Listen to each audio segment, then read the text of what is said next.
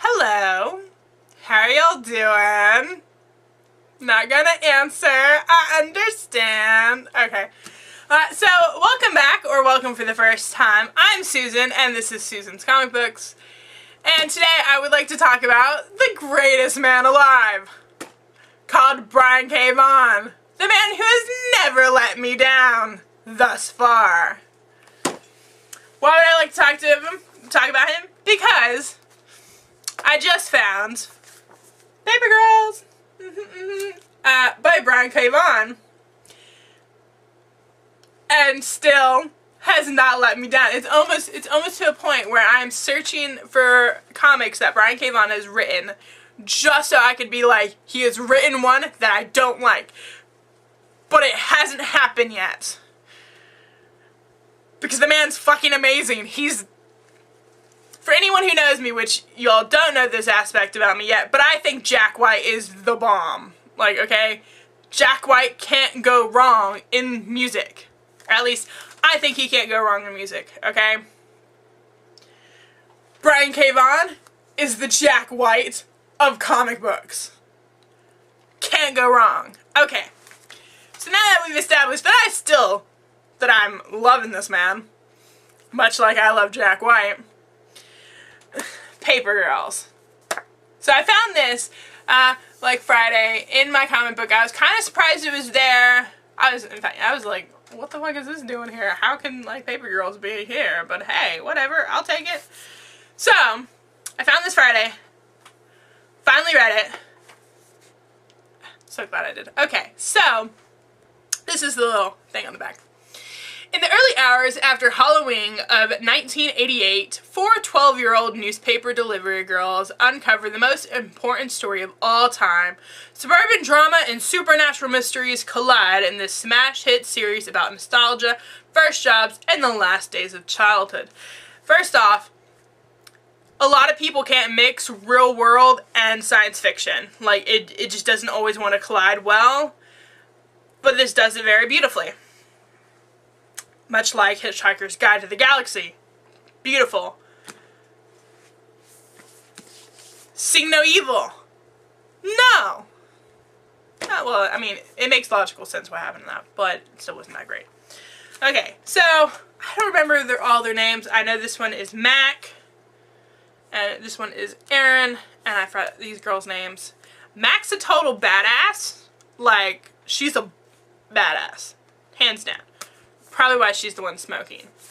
Erin is kind of, well, they call her the new girl multiple times because she is the new girl. Yeah. I don't know why I explained that. Where was I going? I forgot where I was going. Okay.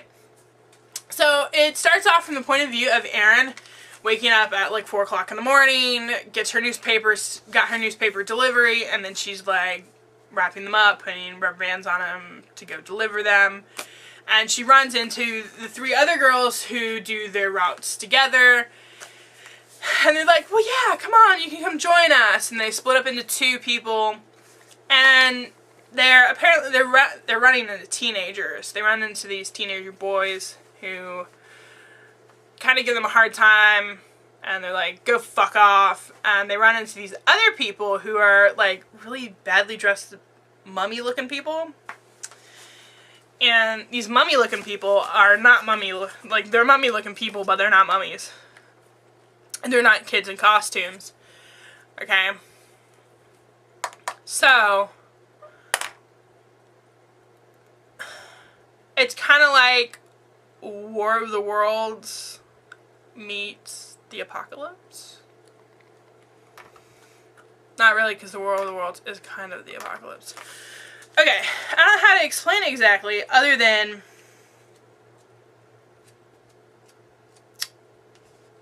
I don't think it's that bad of a spoiler, but these teenagers are from the future. Not like the 4 girls, they're from the 80s. But let's see, pick it up. Like, okay, first off, yeah, zombie looking person who's not, or excuse me, mummy-looking person who's not a mummy. Little fucking creepy, right? It freaked me out at first. But, okay, and the fact that this is not that far into the book, I don't feel like I'm giving you a spoiler. But look, apple. I wonder where we've seen that. Possibly from the Apple Store? Okay. So, it seriously all happens within a matter of like an hour. This whole volume happens within a matter of an hour, basically. Like, it's not even daylight yet. And you have all this shit happens. You know, like the high school movies where the, you know, teenage girls, like, what's Sleepover. That's the girl from Spy Kids. Sleepover. All this shit happens in one night from that movie, okay? All this is happening in one morning. I mean, someone gets shot, yet not shot, then someone else actually does get shot, and then these guys from the future have to save her, you know, because they're teenagers in the future. And where this book ended was perfect. Like the perfect cliffhanger. Why does Brian K. Vaughan know how to do the perfect cliffhanger? And when you're like, what do you mean the perfect cliffhanger? I should say the perfect cliffhanger. This was the perfect cliffhanger. But he always knows how to perfectly end a book. And you go, what do you mean he knows how to perfectly end a book? This is where I go, read Runaways, the complete collection, volume 1. Read it completely through, and then when you get to the ending, you will understand what I mean by the man knows how to end a book. Yes. I don't give out A's to nobody. But damn, does he deserve an A. I don't know how to explain this. So, aside from storyline and Brian K. Vaughan, I like the colors of it. It's very 80s. Obviously, you have the bright pink and the bright blue. Very 80s. The whole aesthetic throughout the comic book, like the colors throughout the comic book, I don't know how to show you. The colors throughout the comic book are very 80s. Except you don't have that 80s comic book dots. You know what I mean? Like the superhero dot pictures. You don't have that. So you do have modern drawing techniques with the coloring of an 80s aesthetic, which I loved. I absolutely adored that, because God knows I don't like the dots. Can't stand the dots. So visually, absolutely beautiful as well. So it's not just beautifully written, it is beautifully drawn. And that, like, 65% of a comic book's worth is how beautifully it is drawn. It's not just about the author, it is about the image as well. So, the guys who drew it did beautiful.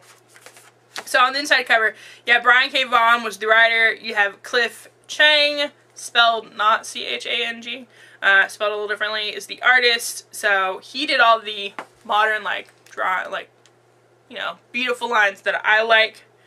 Absolutely beautiful. Matt Wilson is responsible for the colors, so he's responsible for the whole 80s aesthetic coloring that I loved, and that was so fitting throughout this book. Jared K. Fletcher did the letters. I have no idea what that means, but I feel like he deserves credit as well.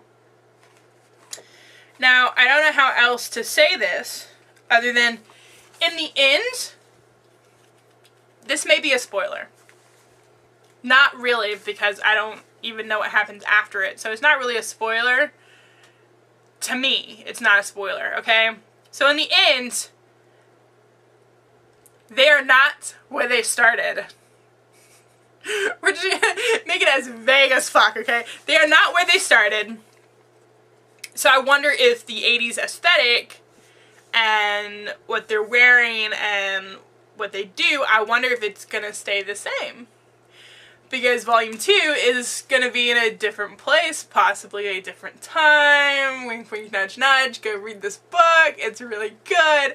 Okay, I'm going to stop talking now because you can only praise something so much before it gets a little, like, fucking annoying.